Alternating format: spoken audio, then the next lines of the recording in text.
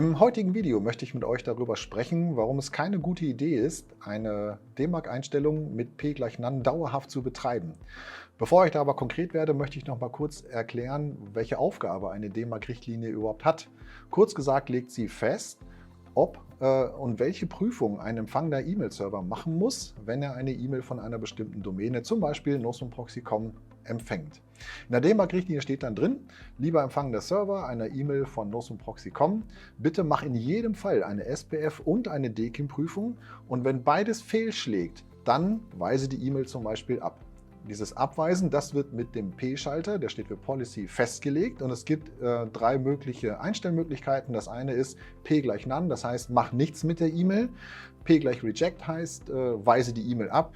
Oder P = quarantine, pack die E-Mail in eine E-Mail-Quarantäne.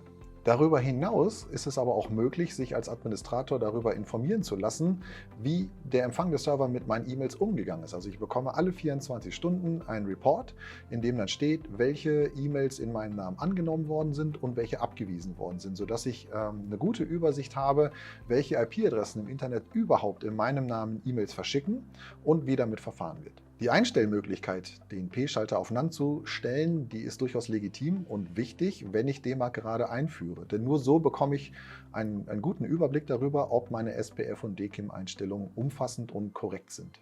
Den P-Schalter dauerhaft auf None zu lassen, ist dann keine gute Idee, denn ich mache es Angreifern damit um ein Vielfaches leichter, E-Mails im Namen meiner Domain zu versenden.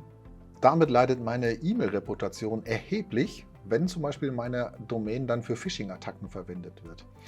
Und noch schlimmer wird es, wenn ich darüber nicht mal informiert werde, weil ich auf die entsprechenden Reporting-Mechanismen verzichte.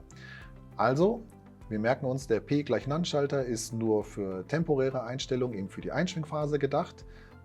Danach sollte es wenigstens auf Quarantine, besser auf Reject eingestellt werden, und wir sollten auf jeden Fall eine Reporting-Adresse angeben, sodass wir darüber informiert werden können, wie mit unseren E-Mails in der Welt verfahren wird.